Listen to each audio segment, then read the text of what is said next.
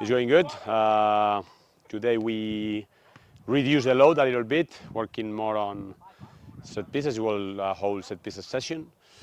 Quite good, quite dynamic, short as we wanted, so that the players can can recover also a little bit, because the last 2 days, not only the match 2 days ago, but yesterday also, the low was quite high. So objective was this was the target of today's session, so everyone is happy with the outcome. First of all আমরা আলহামদুলিল্লাহ সবাই সুস্থ আছি। এখন আমাদের যে next match ইন্ডিয়ার সাথে, এজন্য আমরা সবাই অনেক ভালো প্রিপারেশন নিচ্ছি সৌদি ক্যাম্পে।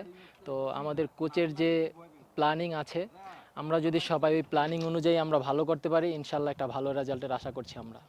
অবশ্যই আমি মনে করি আমার বিপক্ষ দলে যে দলটাই থাকুক না কেন, আমি তাদেরকে রেসপেক্ট করি, কিন্তু আমরা আমাদের যে স্বাভাবিক ফুটবল, আমাদের যে প্ল্যান আছে, ওই প্ল্যান ওয়েজে যদি আমরা ফুটবলটা খেলতে পারি, ইনশাল্লাহ আমরা একটা ভালো পজিটিভ রেজাল্টের আশা করছি। আসলে টিমটা সিনিয়র জুনিয়র মিলিতভাবে একটা ভালো টিম। আমিও আসলে একজন জুনিয়র হিসাবে।